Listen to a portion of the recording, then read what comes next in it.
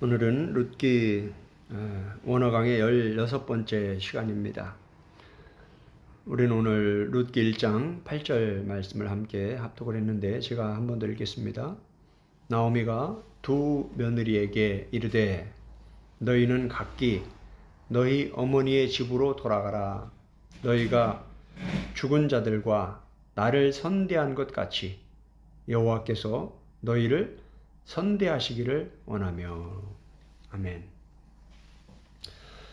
오늘 이 본문을 통해서 쇼베나, 히브리어로 쇼베나, 한글로는 돌아가라, return, 이런 뜻인데 이 쇼베나라는 제목을 가지고 함께 말씀을 나누려고 합니다. 지난 시간에 룻기 1장 7절에서 슈브에 대해서 함께 말씀을 나눴는데 오늘 1장 8절에도 또 한 번 이 슈브가 나옵니다. 이 슈베나는 동사 슈브인데 돌아가다, 돌아오다, 되돌아가다, 되돌아오다, 회복하다 이런 뜻이라고 말씀을 드렸습니다. 오늘 룻기 1장 8절의 히브리어 원문에 보면 이 슈베나, 이 슈브 앞에 레케나가 쓰여 있습니다. 이 레케나는 할라크, 동사 할라크입니다. 이미 우리는 할라크, 때레크, 길을 가다, 길을 걷다 이런 말씀들을 룻기 원어 강의에서 이미 다 살펴보았습니다. 이 슈브가 할라크와 함께 기록이 되어 있는데 한글 성경은 너희는 각기 너희 어머니의 집으로 돌아가라 이렇게 돌아가라 라고만 번역이 되어 있습니다. 그런데 이 히브리어 원문에 보면 너희는 가라, 너희는 걸어라. 어디를 가야 되냐, 어떤 길을 걸어야 되냐, 거기에 이제 슈브가 나오는 겁니다. 돌아가라, 다시 너희 집으로 돌아가라. 룻기 1장을 보면 성경 전체도 마찬가지지만 이 룻기 1장에서 이 나오미가 이 두 며느리에게 이 돌아가라는 이 슈브의 이 말은 다시 말하면 너희의 백성에게로 돌아가라. 그리고 너희가 섬기던 너희의 신들에게로 돌아가라. 이런 뜻입니다. 단순히 너희 집으로 돌아가라 이런 기본적인 의미를 넘어서 너희의 백성 공동체 안으로, 너희의 공동체 안으로, 그 공동체에서 섬기던 그 신들에게로 돌아가라 라는 그런 뜻입니다. 이 구약 성경이 히브리어로 기록되어 있는 것은 특별한 하나님의 뜻이 있다고 생각을 합니다.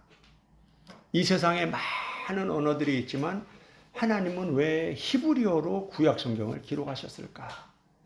왜 하나님은 이스라엘 백성들을 선택을 하시고 그들에게 히브리인들이라고 말씀을 하시면서 히브리어로 그들과 소통을 하시고 그들이 히브리어를 사용하는 민족이 되게 하시고 그들을 통해서 구약 성경을 이끌어 가시면서 구약을 히브리어로 기록을 하셨는데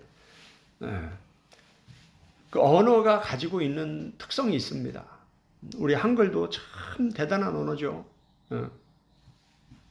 그 한글보다 더 놀라운 언어가 바로 히브리어입니다.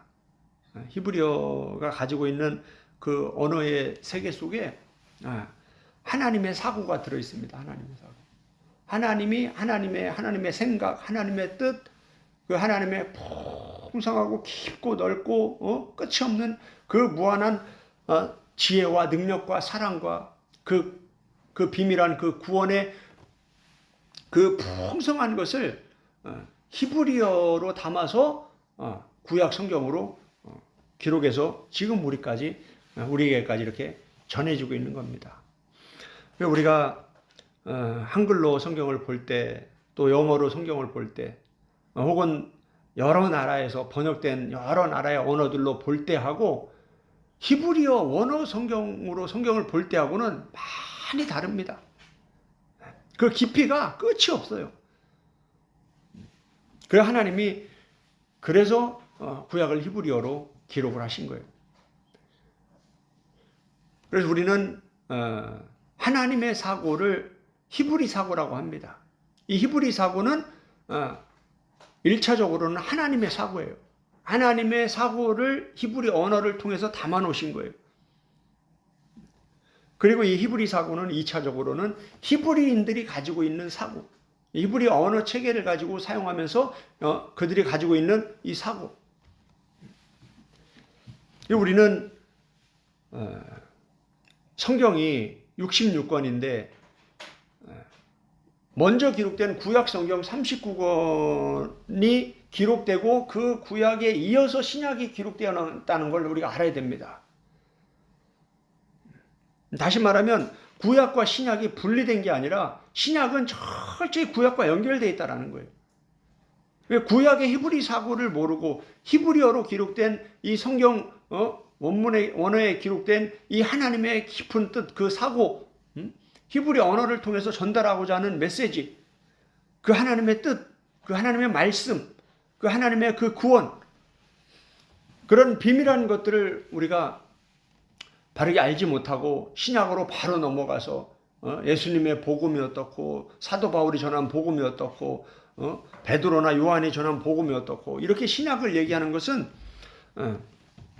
건물로 말하면 지하나 1층 공사를 하지 않고 2층 건물을 짓겠다는 거하고 똑같습니다. 다시 말하면 말이 안 되는 얘기라는 거예요. 있을 수도 없는 일이라는 거예요. 그런데 참 안타까운 것은 구약을 깊이 공부하는 게 쉽지가 않아요. 가르치는 데가 없으니까. 가르치는 곳이 많지 않습니다. 우리가 신학을 졸업을 해도 마찬가지예요. 구약의 10분의 1도 제대로 공부를 못하고 우리가 신학교를 졸업을 합니다. 그리고 성경을 가르치는 거예요. 복음을 전하고. 그리고 목사가 되고 선교사가 되고. 진짜 성경 공부는 신학을 마치고 신학을 졸업을 하고 그때부터 이제 진짜 성경 공부를 하는 거예요. 왜? 사역의 현장에서는 신학으로 사역을 할 수가 없고 말씀으로 성경으로 해야 되기 때문에 설교도 그렇고 성경 공부도 그렇고 목회나 선교나 모든 것이 성경으로 해야 되는 거예요.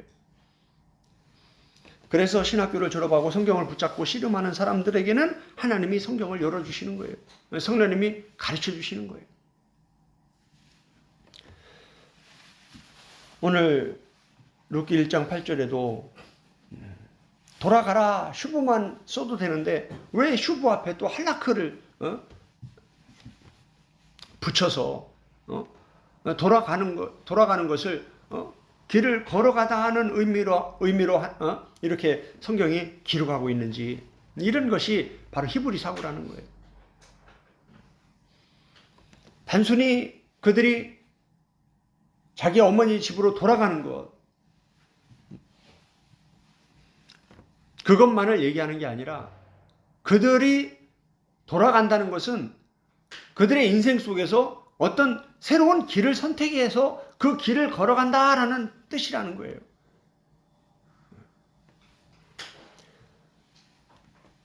우리가 예수님을 믿는다고 말할 때 예수님을 믿는 것은 단순히 이 신앙적으로 예수님을 믿는다라는 개념만 가지고 있으면 안 되는 거예요. 예수님을 믿는다라는 그 믿음 안에는 내가 예수님이 우리의 유일한 길 되시고 그 길 되시는 예수님을 따라간다. 예수님이 우리에게 보이신 그 삶의 방식을 우리가 따라간다. 우리가 본받는다. 이런 개념이 구약의 히브리 사고의 개념이 정립이 돼야 예수님의 복음을 그러한 개념으로 우리가 이해할 수 있다는 거예요. 그런데 많은 신학자들이 히브리 개념이 없어요. 히브리 사고의 개념이 없어요. 구약을 히브리 성경으로 보지 않고 번역된 언어, 그런 언어들로 보면서 자기들이 이해한 그러한 수준에서 교리와 신학을 만들어 버리니까 이상한 데로 가는 거예요. 인생은 길을 걸어가는 여정입니다. 구원은 점이 아니에요. 구원은 긴 길이에요. 길. 구원은 시작이 있고 과정이 있고 끝이 있습니다. 예수님 자신이 길이라고 말씀하셨고 나를 따라오라라고 말씀하셨고 바울도 마찬가지입니다. 내가 달려갈 길을 다 가고 그 길을 다 가는 과정에 얼마나 많은 고난과 핍박과 유혹들이 있었습니까? 그 싸움을 다 싸우고 그 싸움에서 끝까지 믿음을 지켰다. 이런 말씀 한 구절에 그 바울의 인생, 바울이 걸어온 그 길, 그 바울의 삶 전체가 거기에 담겨 있는 거예요. 믿음은 입술의 고백, 신앙 고백으로 끝나는 게 아니라 그것이 반드시 삶과 연결이 돼야 돼요.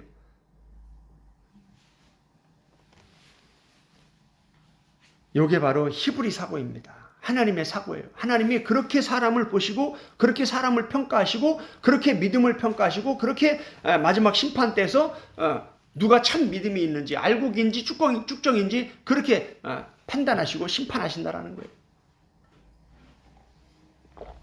그래서 열처녀의 비유도 그런 의미이고 달란트 비유도 그런 의미인 거예요.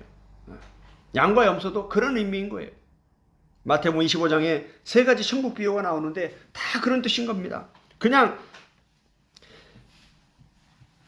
신약의 개념으로만 이해를 하려고 하면 이해가 안 되는 거예요. 그런데 구약을 깊이 히브리 사고를 가지고 히브리 언어로 가지고 하나님이 말씀하신 하나님의 뜻 이런 것들을 풍성히 공부하고 나서 신약의 예수님의 복음을 보고 바울의 복음을 보고 사도들이 전한 복음을 보면 그게 다 연결이 되는 거예요.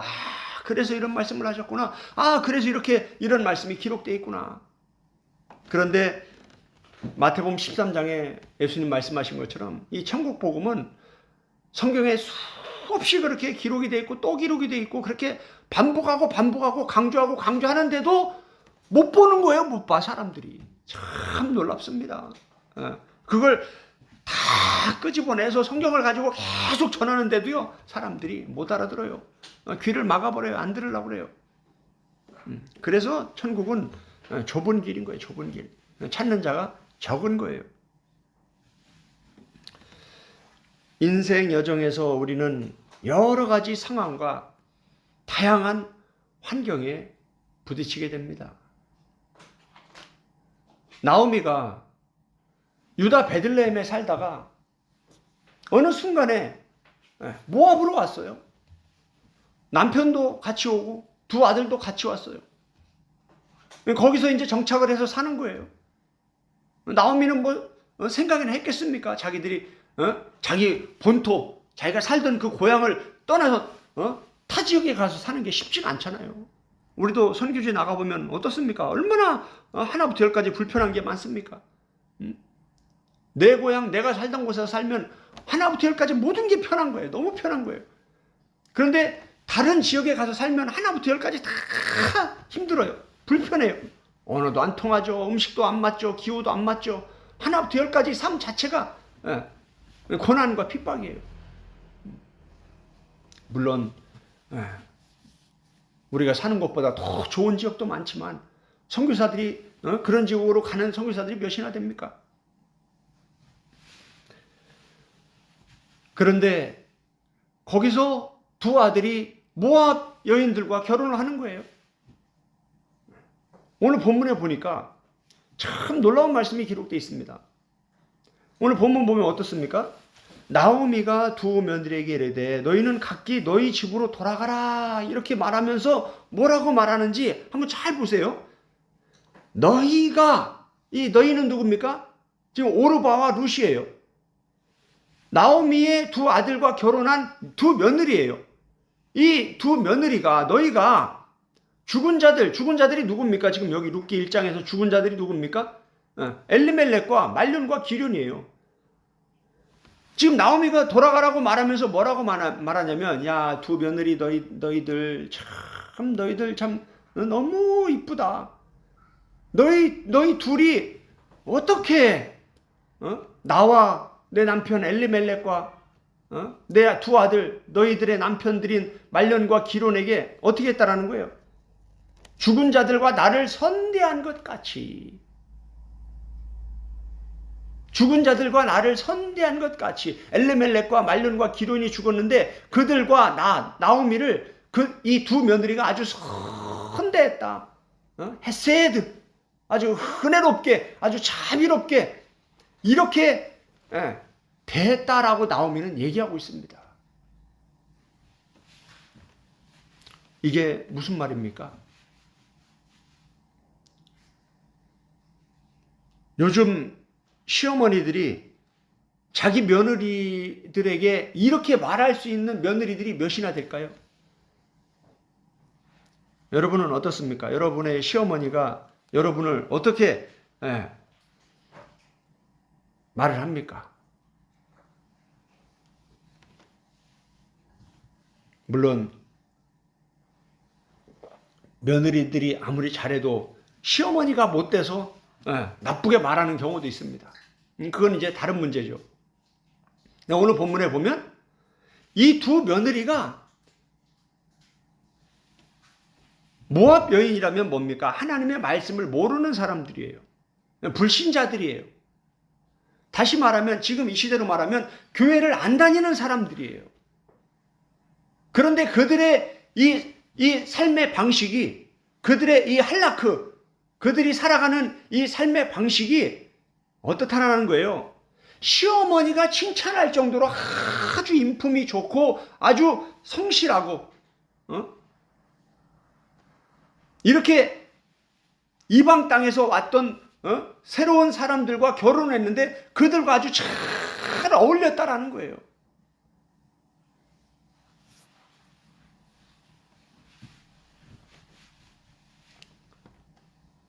참 놀라운 메시지입니다. 룻기 1장 8절에 이 말씀 한 구절이 참 놀라운 말씀이에요. 우리가 인생을 살아보면 이제 이 말씀이 얼마나 큰 칭찬인지, 이런 칭찬을 받는 것이 쉽지가 않다는 걸 우리는 깨닫게 됩니다. 성경은요, 단순히 믿음만 강조하는 그러한 말씀이 아니에요. 그 믿음 안에는 그 사람의 인격이 들어가 있는 거예요. 그 사람의 삶의 방식이 들어가 있는 거예요. 그게 없는 게 뭐예요? 쭉정이라는 거예요, 쭉정이.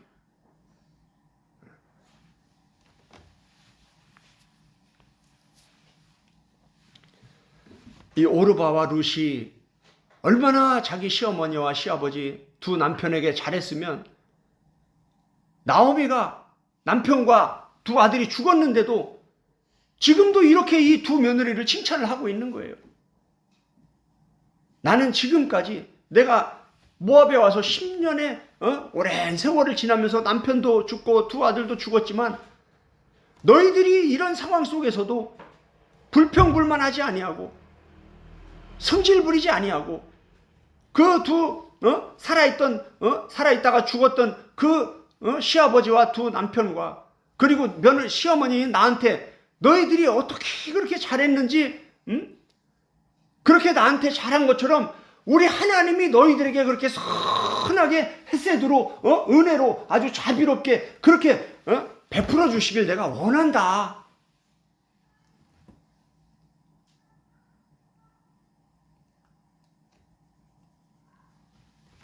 얼마나 아름다운 가정이었습니까, 이 가정이.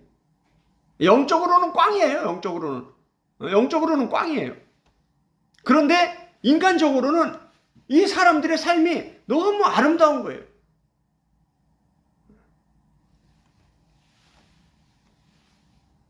우리는 믿음을 강조하면서도 기독교인의 가정 안에 이러한 가정이 얼마나 되겠습니까?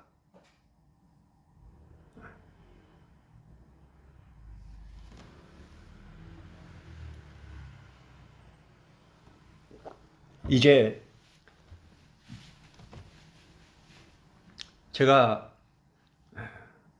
신약 전체 속에서 이 믿음에 관해서 성경이 어떻게 가르치고 있는지를 다 지금 정리를 하고 있습니다. 이게 이제 정리가 되고 나면 지금 기독교가 아마 충격을 받게 될 겁니다. 왜냐하면 지금까지 우리가 너무 부분적인 말씀만 가지고 믿음을 얘기하고 구원을 얘기했구나, 이게 다 드러나게 돼 있어요. 왜 그러냐? 이 히브리 사고가 없기 때문에, 구약에 대한 바른 이해가 없기 때문에 그렇게 인간적인, 인본주의적인 관점으로 성경을 부분적으로 봤기 때문에 그런 거예요.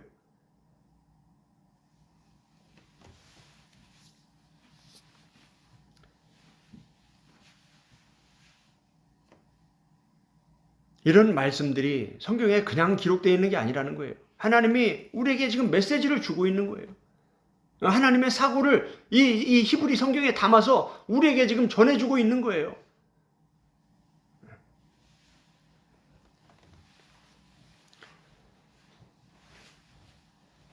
이제 나오미는 이 두 며느리를 두고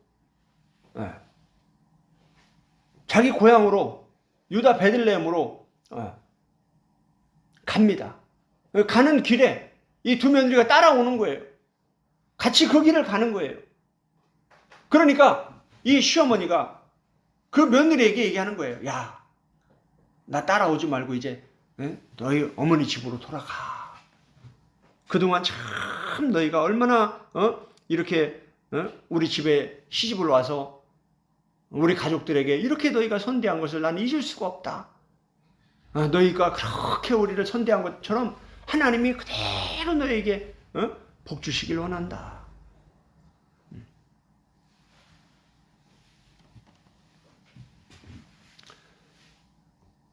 우리는 인생 여정에서 생각지도 못한 일들을 이렇게 이러한 환경들을, 이러한 상황들을 맞이하게 됩니다.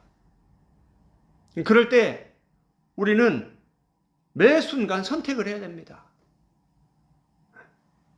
나쁜 며느리 같았으면 외국에서 온 가정에 결혼을 했는데 남편이 죽었다. 그럼 벌써 이미 시어머니가 이렇게 말하기 전에 벌써 딴 데로 갔을 겁니다. 그렇지 않아도, 남편이 죽지 않아도 가는 사람들이 많은데, 그죠? 지금 이 시대 그렇잖아요.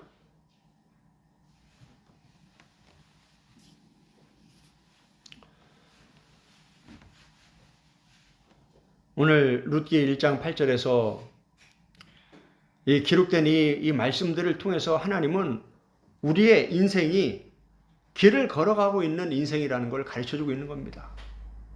그리고 그 인생 속에서 많은 일들을 우리는 경험하면서 많은 상황들을 부딪히면서 살아가게 되는데, 그때마다 우리는 길을 선택해야 되는 거예요.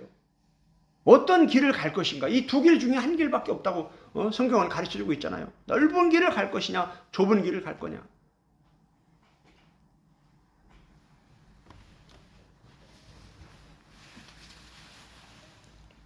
룻기 1장 8절에서 나오미가 말한 이 슈브, 너희는 돌아가라. 이 슈브는 우리가 두 가지 측면으로 봐야 됩니다. 첫 번째는 우리가 육적으로 볼 수가 있고, 두 번째는 영적으로 볼 수가 있습니다. 육적으로 보면 나오미가 이 두 며느리에게 함께 유다 베들레헴으로 가는 그 길에서, 그 걸어가고 있는 그 중에서 돌아가라, 너희 어머니 집으로 돌아가라 라고 한 이 말은 매우 다정하고 자상하고 따뜻하고 속이 깊은 그런 말입니다. 육적으로는 아주 좋은 말이에요. 너무나 그 두 며느리가 자기 집안에게 자기와 자기 남편과 자기 자식들에게 너무나 잘했기 때문에 이제는 베들레헴으로 유다로 가버리면 유다에는 유대인들밖에 없습니다. 그러면 이들이 결혼할 수가 없는 거예요. 유대교의 이 문화 속에서는, 이 히브리 사고 속에서는 남편이 죽으면 그 남편의 동생이 그 죽은 형수의 아내로 맞이합니다. 왜 지금 나오미는 두 아들이 다 죽어버렸어요. 또 자식을 낳아야 되는데 아들이 있어야 이 두 며느리가 또 그 아들과 결혼해서 아들의 아내가 돼서 그렇게 사는데 남편도 죽어버렸어요. 엘리멜렉도 없어요. 혼자예요, 이제. 근데 아기를 낳을 수가 없는 상황이에요. 그런데 이 두 며느리가 지금 자기를 따라가고 있다는 거예요. 유대 베들레헴으로 같이 가고 있는 거예요. 그러니까 이제 나오미가 너무 안타까운 거예요, 애들이. 야, 이제 너희들 이제 나 따라오지 말고 너희 백성에게 돌아가서 너희 집으로 돌아가서 좋은 남자 만나서 이제 잘 살아.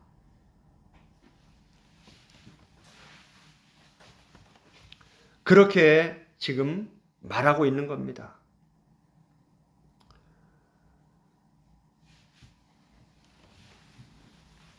오르바와 룻은 하나님의 말씀을 모르는 모압 여인이었음에도 불구하고 그들의 인격이, 그들의 성품이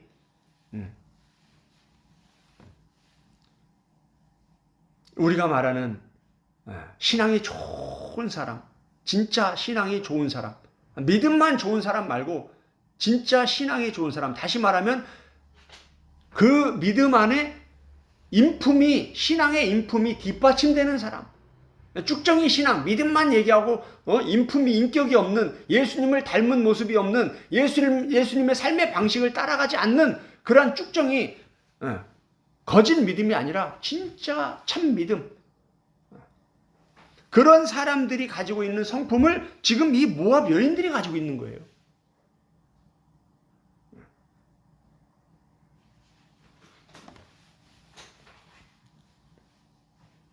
지금 이 시대도 마찬가지입니다. 우리가 직장 생활을 하고 사회생활을 하고 세상 사람들을 만나보면 교회 안에 있는 사람들보다 오히려 더 인품이 좋고 더 어려운 사람 잘 도와주고 더 마음에 상처 안 주는 말 잘하고 더 훌륭한 분들이 많을 때가 있습니다. 우리도 선교지 다니면서 선교사님들, 목사님들 이렇게 만나보면 어디 동네 깡패를 만나는 것 같은 그런 경우도 있어요. 너무나 충격이죠. 일반 성도도 아니고 목회자, 사역자가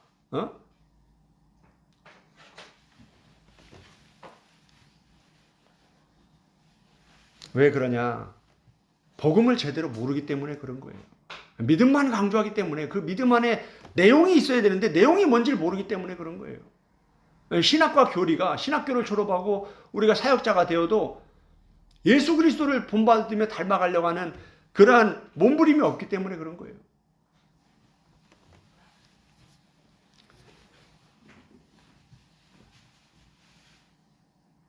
기독교의 복음은 예수 그리스도를 믿는 것만으로 끝나는 게 아니라 예수 그리스도를 본받아야 된다고 가르치고 있습니다. 예수님은 나를 믿으라라고만 말씀하지 않고 나를 따라오라고 말씀하셨습니다. 그게 할라크, 때레크, 길을 걸어가는 이 히브리 사고인 거예요.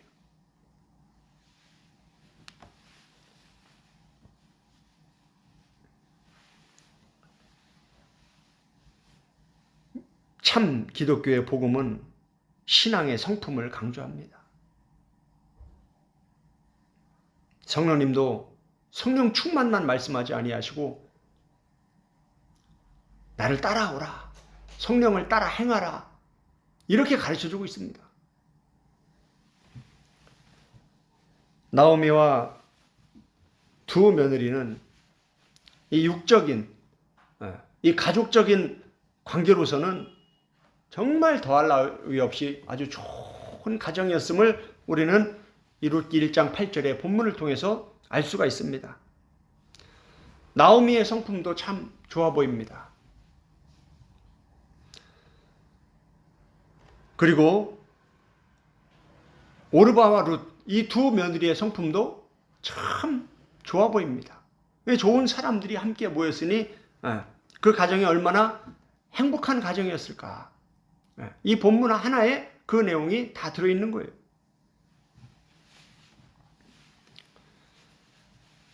나오미의 입장으로서는 내 가족이 함께 유다 베들레헴에서 떠나 모압으로 왔다가 한 10여 년이 지나서 다시 유다 베들레헴으로 돌아가야 되는데 혼자 돌아가면 얼마나 창피하겠어요.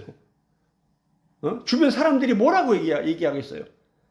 아이고 저 아줌마 저거 그렇게 가족들 데리고 빵 얻어 먹으러 모압에 가더니 남편도 잃고 자식도 두 아들도 잃고 다 죽고 혼자 왔네. 아이고 저 모습 얼마나 저 초라해 저거.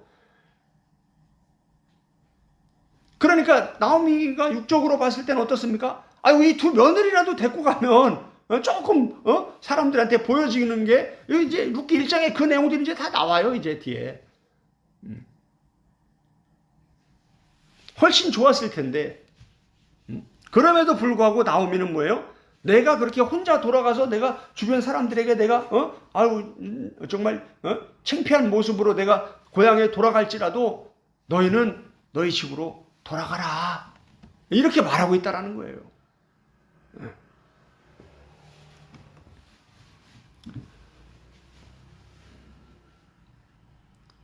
여러분은 이런 상황이었다면 어떻게 하겠습니까? 혼자 그렇게 초라한 모습으로 돌아갈 것인지 아니면 두 며느리를 데리고 함께 돌아갈 것인지 두 며느리에게 그동안 고생 많았으니 이제 너희들은 너희 갈 길을 가라 라고 말할 것인지 아니면 나와 함께 유다 베들레헴으로 가자 라고 말할 것인지 육적으로는 이 나오미의 슈보가 아주 다정하고 따뜻한 자상한 그런 말이었음을 우리는 알게 됩니다. 그런데 이제 한 단계 더 나아가서 영적인 측면에서 이제 우리가 보면 이 나오미가 말한 이 슈보는 좀 해서는 안 될 말입니다. 왜냐하면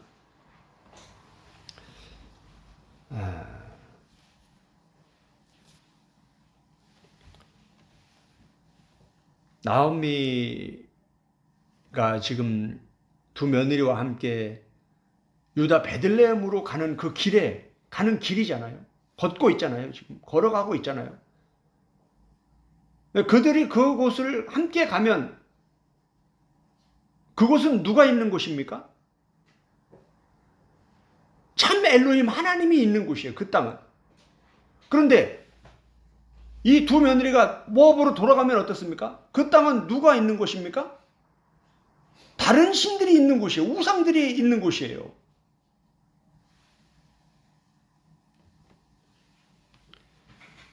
이 성경에는 육적인 말이 있고 영적인 말이 있습니다. 몇 가지 성경의 사례들을 한번 살펴보겠습니다. 창세기 16장을 한번 보겠습니다. 창세기 16장. 창세기 16장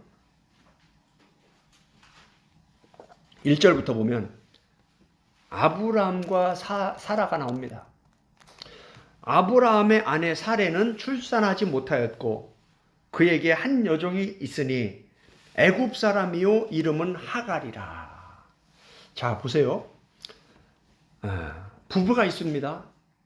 부부가 이제 나이를 먹는데 자식이 없어요.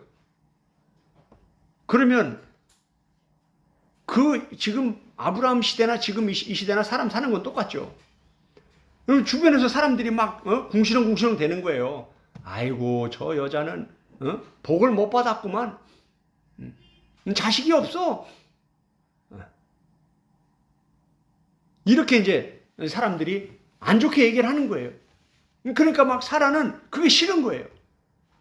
여기 15장을 보세요. 15장을 보면 15장 1절에 보면 이후에 여호와의 말씀이 환상 중에 아브라함에게 임하여 이르시되 아브라함아 두려워하지 말라 나는 내 방패요 너의 지극히 큰 상급이라. 아브라함이 이르되 주 여호와여 무엇을 내게 주시라 하나이까 나는 자식이 없사오니. 이거 보세요. 지금 하나님이 아브라함에게 나타나서 하나님과 얘기하는데 아브라함은 지금 자식 생각밖에 없는 거예요. 너무 창피한 거예요. 지금 이제 나이가 먹을 만큼 먹었는데 아직도 자식이 없으니까 하나님 나 자식이 없는데 뭐 주실 거예요? 이러고 있는 거예요 지금.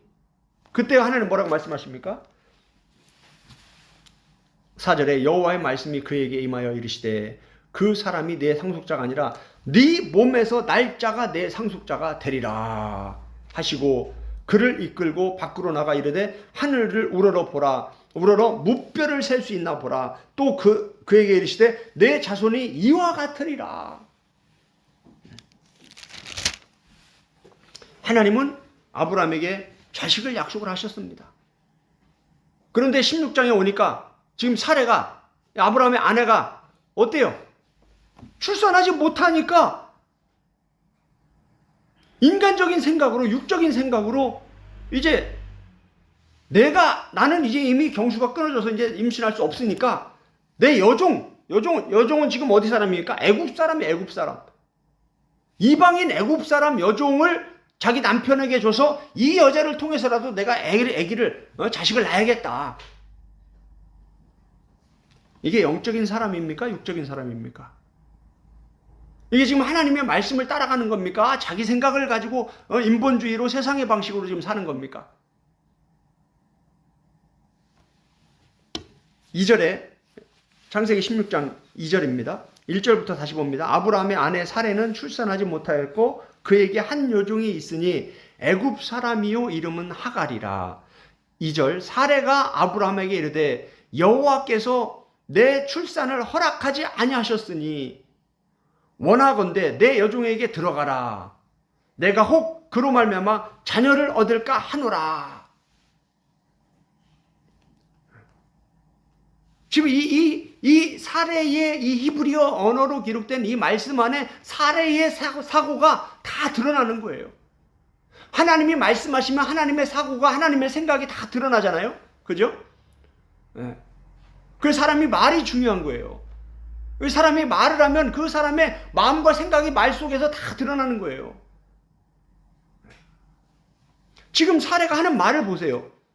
육적으로는 아주 되게 아브라함을 생각하고 자기 가족을 생각하고 지금 이 수치스러운 이 수치를 우리가 이걸 통해서라도 면해야겠다. 아이고 우리 남편 좋은 남편. 아이고 나는 이제 늙어서 애를 못 낳으니까 아이고 이 젊은 여종 같이 자 하룻밤만.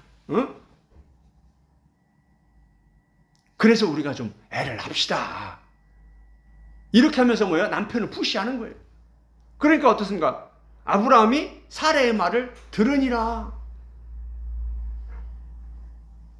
그래서 자식을 낳습니다. 자식을 낳으니까 어떻게 되는 거예요, 이제? 이 여종 하갈이 애를 못 낳은 그 아브라함의 아내 사라를 멸시하는 거예요. 거기 나오잖아요, 거기에. 3절에 아브라함의 아내 사레가 그 여종 애굽 사람 하갈을 데려다가 그 남편 아브라함에게 첩으로 준 때는 아브라함이 가나안 땅에 거주한 지 10년 후였더라. 아브라함이 하갈과 동침하였더니 하갈이 임신하매 그가 자기의 임신함을 알고 그의 여주인을 멸시한지라.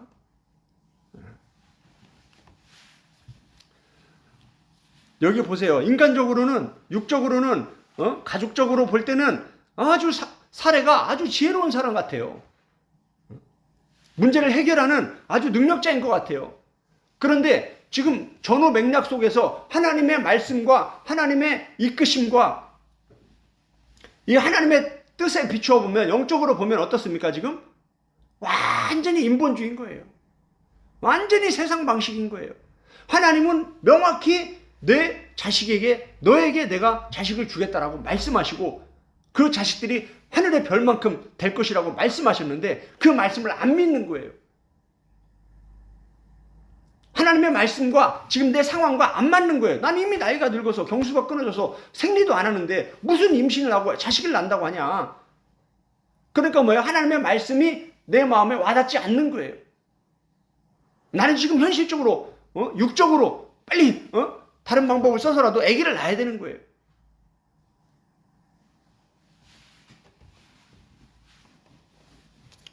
마태복음 16장도 보면 육적인 말과 영적인 말이 나옵니다. 우리가 너무나 잘 아는 말씀입니다. 마태복음 16장 보면 21절에 이렇게 기록되어 있습니다. 이때로부터 예수 그리스도께서 자기가 예루살렘에 올라가 장로들과 대제사장들과 서기관들에게 많은 고난을 받고 죽임을 당하고, 잘 보세요. 뭐라고요? 예수님이 예루살렘에 올라가서 이제 장로들과 대제사장들과 서기관들에게, 불신자들이 아니에요. 다 성경을 읽고 가르치고 있는 그 사람들에게요, 많은 고난을 받고 죽임을 당하고 제3일에 살아나야 할 것을 제자들에게 비로소 나타내시니, 하나님, 이 예수님이 말씀하신 거예요. 앞으로 이제 예수님이 해야 될 일이, 사명이 뭔지. 근데 이제 22절에 이제 베드로가 말하기 시작합니다. 잘 보세요. 22절, 베드로가 예수를 붙들고 항변하여 이르되, 이제 베드로가 말하는 거예요. 예수님 붙잡고 막 혈기가 막 생겨가지고 막 예수님 무슨 말씀을 지금 그렇게 하시냐고 하면서 말하는 거예요.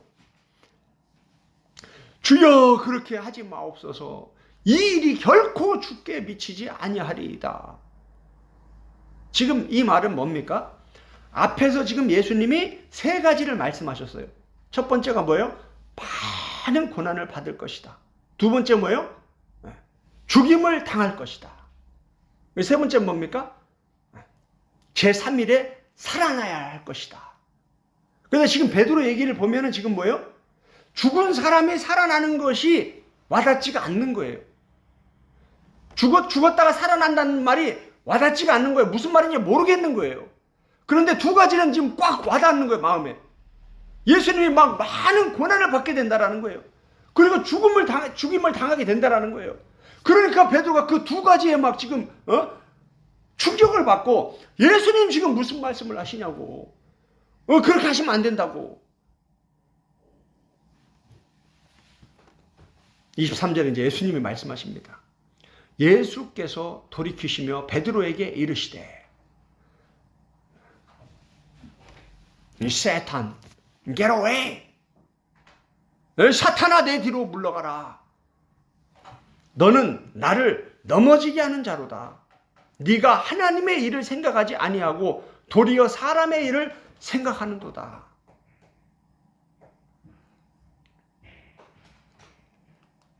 예수님은 지금 베드로의 말을 육적으로 받지 않았어요.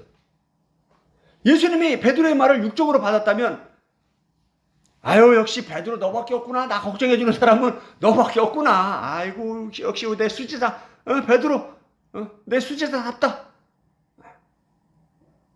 그렇게 했을 거예요. 그런데 예수님은 영이시죠. 영이신 하나님이세요. 영의 말씀만 하시는 거예요. 그런 베드로, 자기를 육적으로 아주 정말 아끼고 고난도 안 받고 죽임도 안 당하도록 예수님을 막 목숨을 바쳐서 보호하려고 하는 그러한 의지가 이 말 속에 다 들어있잖아요, 베드로의 말에. 그런데 예수님은 그런 베드로한테, 그렇게 자기를 끔찍하게 사랑하고 아끼는 그런 베드로에게 사탄아 물러가라고 얘기하고 있는 거예요, 지금. 왜 그런 거예요?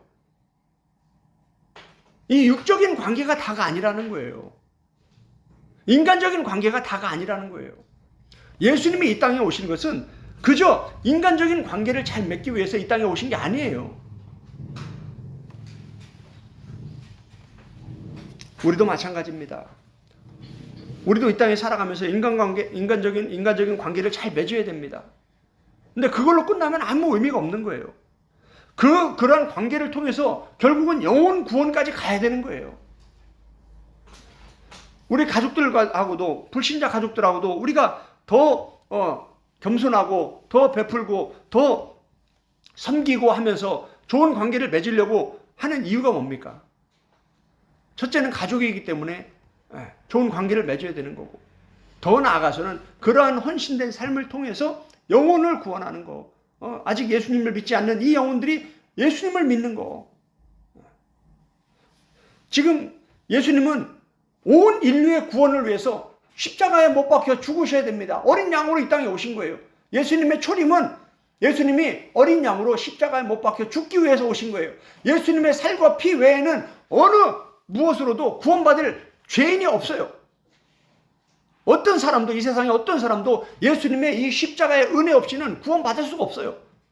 지금 예수님은 이제 사역의 마지막 단계에서 이제 십자가에 많은 채찍을 맞고 피를 흘리고 십자가에 못 박혀 피 흘려 죽으셔야 되는데, 베드로는 지금 그걸 막고 있는 거예요. 그러면 안 된다고 지금 말하고 있는 거예요. 그러니까 예수님이 사탄아 물러가라라고 말씀하신 겁니다. 예수님은 육적인, 인간적인 그러한 관계를 넘어서 영적인 이러한 말씀으로 엄하게 이 베드로를 책망을 하시는 걸 우리는 볼 수가 있습니다. 지금 룻기 1장 8절로 다시 돌아옵니다. 룻기 1장 8절도 마찬가지입니다. 지금 육적으로 볼 때는 이 나오미가 이 두 며느리에게, 야, 나 따라서 베들레헴으로 가지 말고 이제 너희들 갈 길 가. 너희들 이제 편하게 살아. 너희 백성, 너희 신들에게 돌아가서 그냥 잘 살아. 이 말이 무슨 말이냐면, 너 그냥 그렇게 살다가 지옥 가, 이 말이라는 거예요. 이해가 되시죠? 이들이 구원을 받으려면 어떻게 됩니까? 지금 두 길 중에서 유대 베들레헴으로 가는 그 길을 가야, 나오미와 함께 가야 구원이 있는 거예요. 그 길을 가야 거기에 참 하나님이 있는 거예요. 그런데 지금 나오미는 뭐라고 얘기하고 있는 거예요? 자기 따라오지 말고 너희들 갈 길 가라고, 다시 너희 백성에게로, 너희 신들에게로 가라고 지금 말하고 있다라는 거예요. 이게 문제라는 거예요, 이게. 이제 영적으로 보면 이제 이 말씀이 이제 보이는 거죠.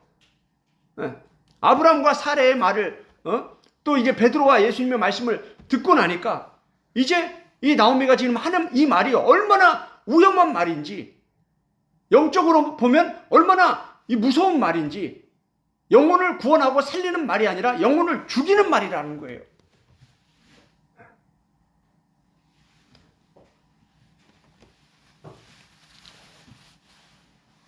왜 예수님이 생명으로 가는 길은 그 길이 좁고 협착하여 찾는 자가 적다라고 말씀하셨냐면, 그 길이 협착하다는 게 무슨 뜻입니까? 고난을 받다, 핍박을 받다, 아주 눌림을 받다, 이런 뜻이라는 거예요. 그러니까 그 길이 쉽고 편한 길이 아니라 고난과 핍박이 있는 길이라는 거예요. 구원으로 가는, 천국 가는 그 길은 쉽고 편한 길이 아니라는 거예요. 예수님이 앞서가신 그 길을 가장 잘 본받고 따라간 바울의 그 삶, 베드로와 요한의 삶을 보면 어떻습니까? 다 복음 때문에 예수님의 몸된 교회와 세계 선교를 위해서 헌신하며 수많은 핍박과 고난을 받다가 결국은 순교하고 다 인생을 마무리했습니다. 여러분, 정말 예수님을 사랑하십니까? 정말 예수님을 믿으십니까? 정말 예수님을 본받으며 따라가고 싶으십니까? 예수님이 정말 유일한 천국에 가는 길이라고 믿으십니까? 예수님과 함께 천국의 영원의 영생을 누리고 싶으십니까? 그렇다면 어떻게 됩니까? 우리는 이 두 길 중에서 한 길만을 선택해야 돼요. 예수 그리스도만이 우리의 유일한 길이십니다. 그분의 이 삶을 우리는 따라가야 되는 거예요. 그분의 인격을 따라가야 되는 거예요. 마태복음 26장도 한번 보세요. 마태복음 16장, 마태복음 26장 똑같이 예수님과 베드로의 얘기입니다. 마태복음 26장 보니까 이제 어때요? 진짜 이 유다가 배신을 해가지고 이제 막 군인들을 끌고 와가지고 이제 예수님을 막 잡아가려고 하는 거예요. 그러니까 베드로가 어떻게 합니까? 칼을 뽑아가지고 칼로 막 싸우는 거예요.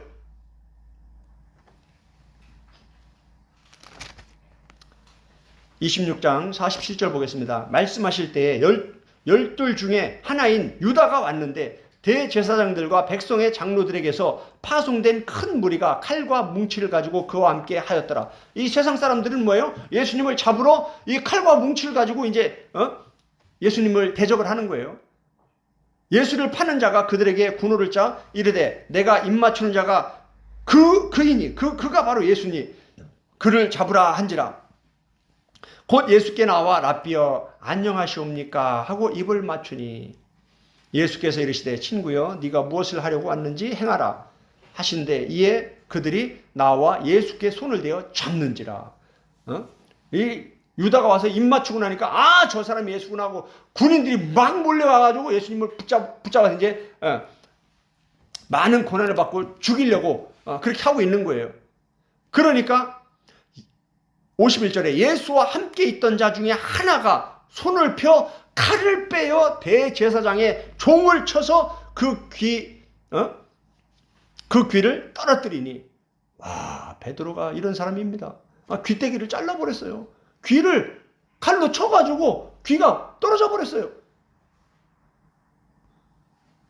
순식간에 일어난 거예요.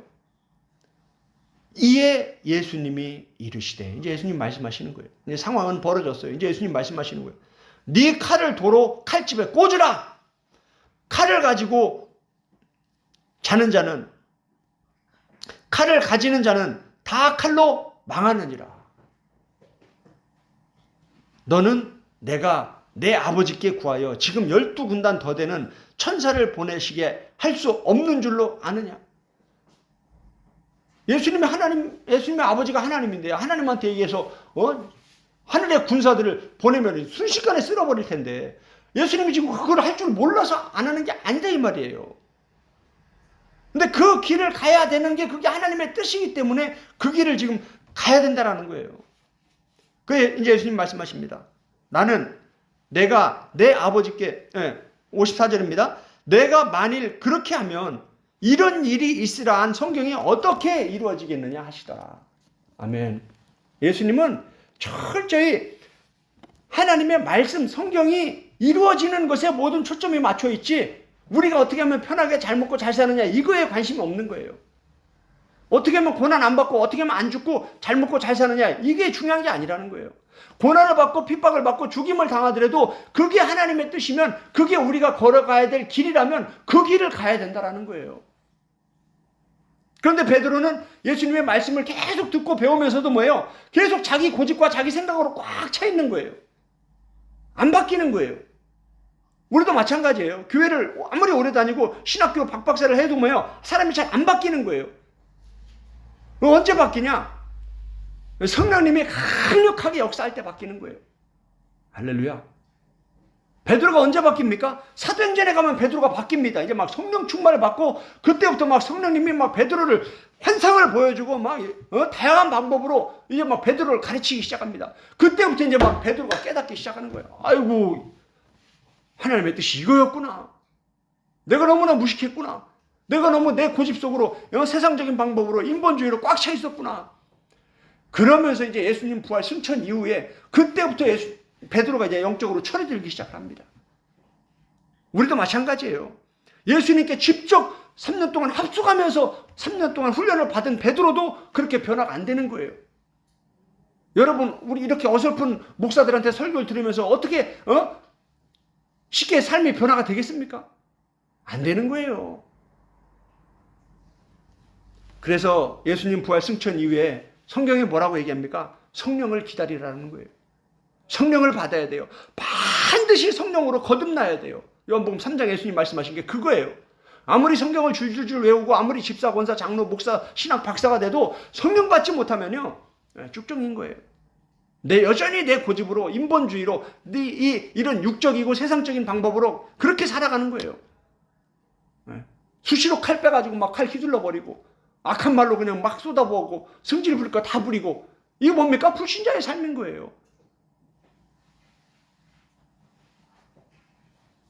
예수 그리스도가 그렇게 살지 않았잖아요. 그렇게 말하지 않았잖아요. 그죠? 네. 정말 잘못된 걸 봤을 때 예수님은 그것을 엄하게 책망하셨지. 내 못된 승질대로 막 승질 부리면서 악한 말 하면서 그렇게 살지 않았다라는 거예요. 그건 뭐냐면 삶의 방식 자체가, 길 자체가 다른 거예요. 지옥 가는 길이라는 거예요, 그게. 사람을 분별하는, 이제 예수님의 영 분별법을 공부하고 나면요, 이런 게 이제 다 드러나는 거예요.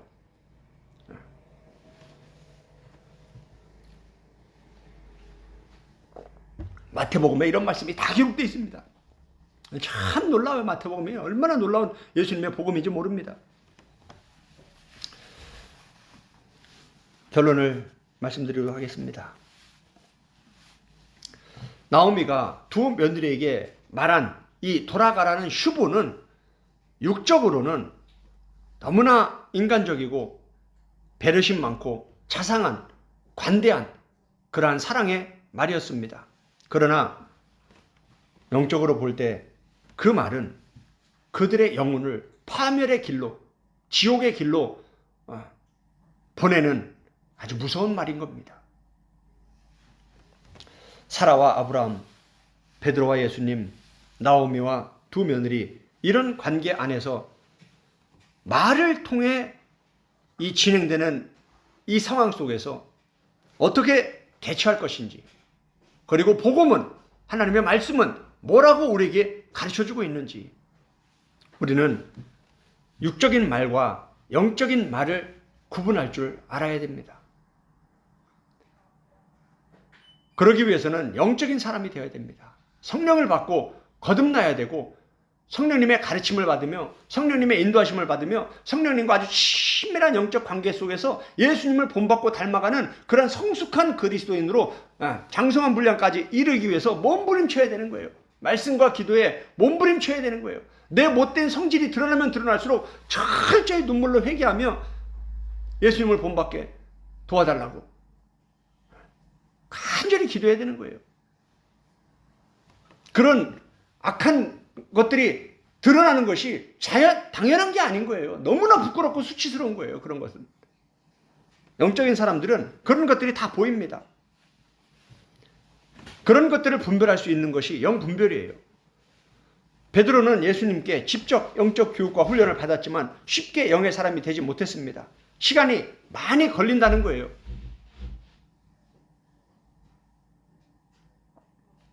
예수 그리스도의 복음을 깨달은 만큼 변화의 열매가 맺게 됩니다. 성경을 많이 안다, 성경을 암송한다, 그거보다 더 중요한 건 그 말씀이 무슨 뜻인지 깨닫는 겁니다. 가르쳐 주시고 깨닫게 해주시는 분은 성령님이세요.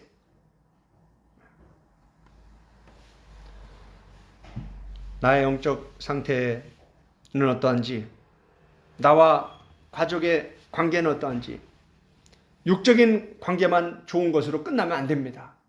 그걸 넘어서 영적인 관계까지 나아가야 됩니다. 우리 가족들도 아직 예수님을 믿지 않는 그러한 가족들이 있습니다. 우리 주변의 친척들, 친구들, 아직 예수님을 알지 못하는 사람들이 많습니다. 우리가 또한 일터에서 만나는 이런 사람들도 마찬가지죠. 그냥 육적인 인간적인 관계만 잘 유지하는 것으로 끝나면 안 되는 겁니다. 그걸 넘어서 그 영혼들의 구원을 위해서 우리가 기도해야 되고, 그 영혼들의 구원을 위해서 복음을 전해야 되는 거죠.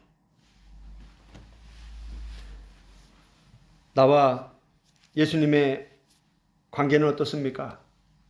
내가 예수님을 믿는다고 하면서 나도 여전히 마태복음 16장, 마태복음 26장의 베드로처럼 아직도 수없이 말씀을 듣고 말씀을 들어도 변화되지 못하고 여전히 내 성질대로 인본주의로, 육적으로 그렇게 칼을 뽑아서 막 휘둘러 버리고 이렇게 살아가는 상태는 아닌지, 그렇다면 우리는 아직 영적으로 심각한 상태다 라는 걸 깨달으면 되는 겁니다. 그 문제를 해결하기 위해서는 간절히 성령을 구해야 되는 거예요.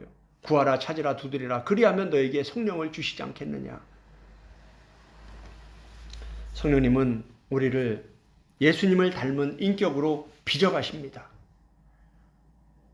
예수님을 본받고 따라가도록 그 길을 동행하도록 우리를 가르치시고 깨닫게 하시고 책망하시고 인도해 가십니다. 오늘 선포된 이 말씀을 통해서 나오미가 말한 슈브의 영적, 육적 의미들을 통해서 사라와 아브람, 예수님과 베드로의 이러한 육적인 영적인 관계와 말들을 통해서 하나님은 나에게 오늘 무엇을 말씀하기를 원하시는지 이 시간에 성령님과 1대1로 깊이 기도하는 명예 시간 갖도록 하겠습니다. 함께 기도하겠습니다.